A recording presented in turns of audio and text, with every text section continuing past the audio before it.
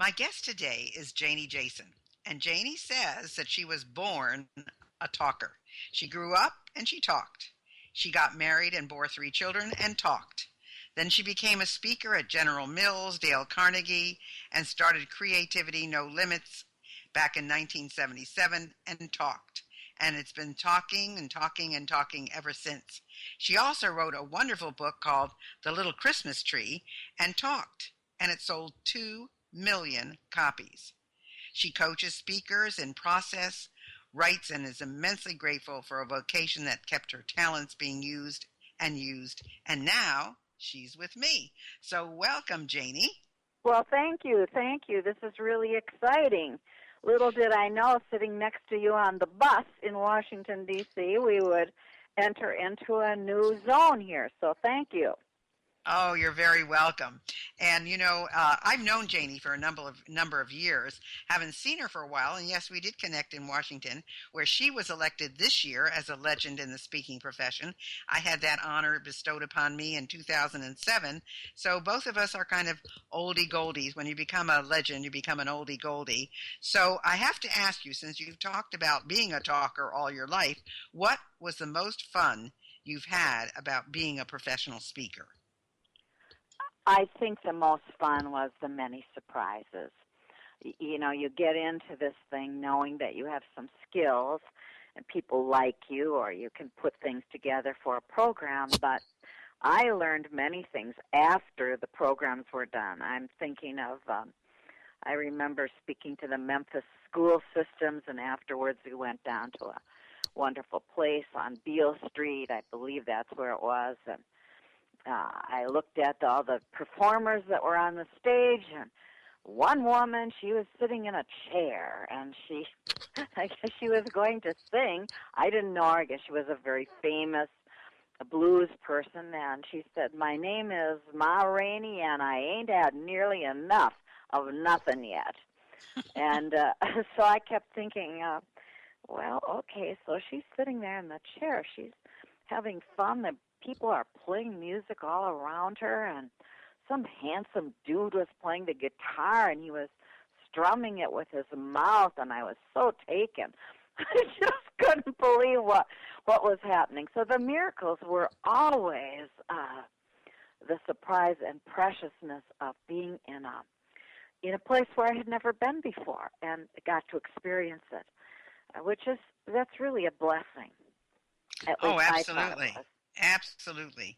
And who would you say, did you have a mentor, or did somebody make a particular difference in your past, whether it was, a speaking or value, or who were your mentors? Well, the most precious mentor was a woman I met at General Mills. We were forming a program at General Mills that was going to compete with Weight Watchers. You don't see it anymore, and the program kind of went away, but there was a woman hired there, and she had been a dancer, exercise teacher, and was a musician. Her name was Frankie, and she was so wonderful, maybe 20 years older than I was. So at that time, I was 33, and she was 53. So I was kind of taking part in the training for General Mills, and you had to learn this. What's the metabolic rate of a rat as he runs on a maze eating a chocolate eclair? And you had to know all these facts and all this stuff. And it was just endless with the nutrition stuff. And so I was doing my program, and Frankie was hired to do the exercise portion, and we were at a big event in a hospital. And a pretty innocent mother, wife, and up there, okay, great, 33 years old. And Frankie came up afterwards, and she said to me, "You hold such promise." And no one had ever said that to me before.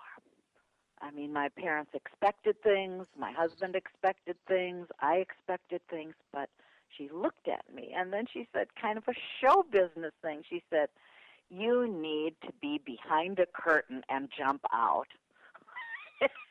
And I thought, oh my, oh my.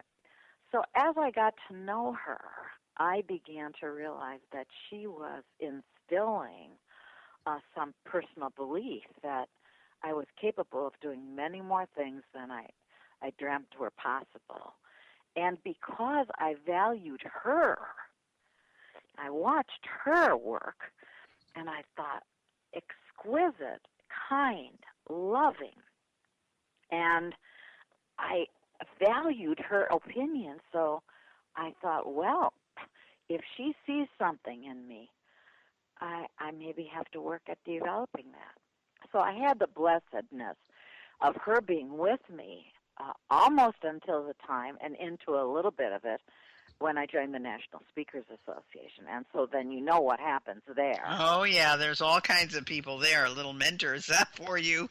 But it is very interesting that even though, and I think this is important for our listeners to hear, and that is, even though you've been expected to do certain things, and your parents have praised you, friends have praised you, whatever, having someone say a specific something to you on a specific day can just light up their life, and you don't even know you did it.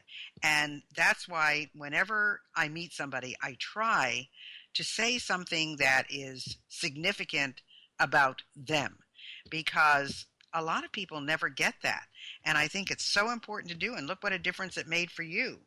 And then I'm going to ask you, because I mean, no one will believe this, but your Littlest Christmas Tree book has sold 2 million copies. So what inspired you to write it, and how did you sell so many?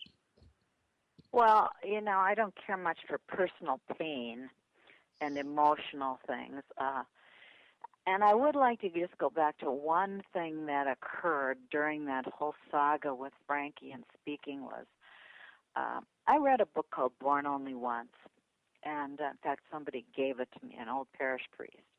And the essence was, if I look at you with kind and gentle eyes, and I see your value, you will grow in my presence.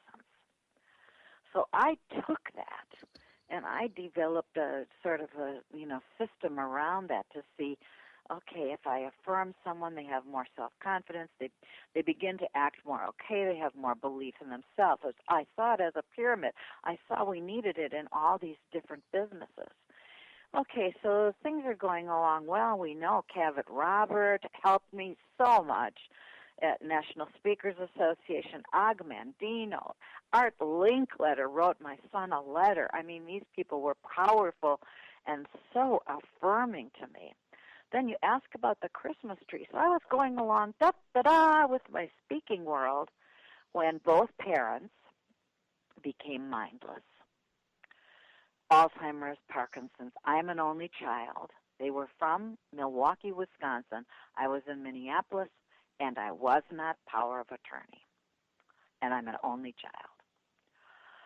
And they had a home, a little cottage on a lake in central Wisconsin.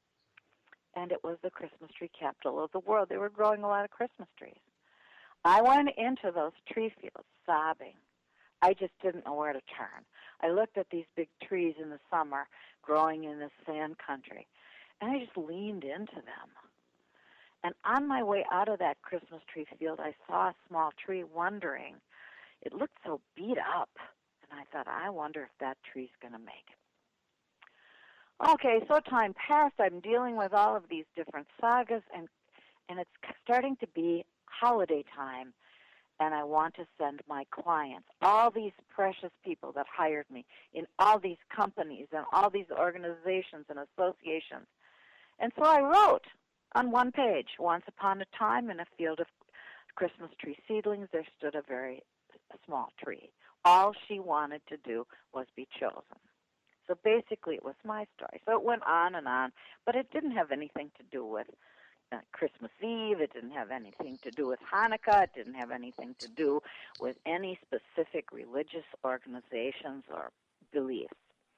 And when the little tree is growing, she feels like, oh yes, I'm going to be patient. I'm going to wait. I can be waiting. And the minute she says that, she but why doesn't somebody pick me? Why don't they want me? Which is what we go through. You have the spunky old broads, but when you're younger, like, I can't wait, I just think. So at the end of the book, The tree looks up and says, "At last I understand. The magic was today."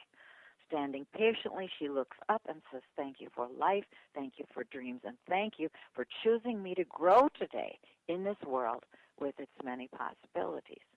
So we're back to that original message that I got from Frankie. Grow on, and look around and see how you can be affirmed. So I didn't think a thing about it. Mailed it out on one page, and now the miracle. I was so distraught with those two parents of mine that I went to therapy. In therapy was a woman who just happened to be a publisher. We walked out to the cars where we were parked, and she, of the Jewish faith, looked in my car and said, "What is that cassette with the tchotchke attached to it doing in your car?" Actually, it was me. I had recorded the one page on a cassette, the olden days, and put a Christmas tree on it, a wood one. And so I said, "Well, it's that tree story." She said, "I'd like to hear it." Anyway, the effect was, she said, "Let's publish it." And so she took all the pictures that I had taken of the real little trees in the forest. She did it, and we had no idea. That first November it came out, it was gone. 10,000 of them were gone before Thanksgiving was over. So what is that? To me, that was a miracle. I didn't know anything about books. But how did you get to 2 million? I mean, 10,000 is a great number, but how did you get to 2 million? Well, she was in the publishing business. It's Vicki Lansky, and had written many books and was out there. And so she had distribution. She had bookstore, clients. And she put that thing out there, and it just went. Every newspaper grabbed it. And one of the funniest things that happened, I was so naive, Gail, just so naive. And she said, "Well, we're going down to Book Expo in Chicago, and you'll have a signing and you'll have a table." Oh, wow, I thought this was really a big deal. So I walk in to when the time was going to be where I'm going to sign the books. People are in a line. Well, yeah, the Book Expo is something else. I mean, it is humongous. I don't know if it's still as big, but it used to be huge. And there would be just lines and lines and lines of people waiting for authors to sign their books. It's absolutely true. And next to me, where they were already signing, was Jack Canfield and Mark Victor Hansen, both guys which knew me from the national speakers. Now I see those guys, and they stand up at their table and shout, "Way to go, Janie, way to go." Well, I didn't even know what I was doing. And there was a big line of people waiting for me. It wasn't even my turn yet. And so I looked at the crowd. Now, here's the deal. When you're a speaker, you see a crowd, I think, well, I have to speak. So I say to them waiting in line, "Are you all waiting? What are you waiting?" "We're waiting for this Janie person." I said, "Well, I'm her. Are you bored standing in the line? Why don't we sing the little Christmas tree song?" They went, "Oh, okay, here's a couple hundred." "She was smaller than the others," and they sang it after me. "Standing tall but feeling small." Then they sing after me. Well, then they're all screaming and yelling. Well, guess who was going by while this was going on? CNN. And one thing about CNN is when they film you, they play it over and over and over again. And, of course, the caption was a simple story with a complex message. Fantastic. Well, I want to make a comment on a couple of things, Janie. Number one, yes, Mark and Jack are members of NSA. And one of the things about NSAers, and I have to say this to everybody who's listening, everybody supports everybody else. I know that, for example, when I've been on a program and another speaker who I know or is a member of NSA is on the program, they will say, "Now you've got to go hear Gail Carson. She's going to be in the next room at such and such a time." I mean, it's really marvelous. So I think that's number one that needs to be acknowledged, because people need to be aware that those things really do happen. And then the other thing is how you had to be innovative and how you had to improvise to make this happen. But another good thing about NSA, and I need to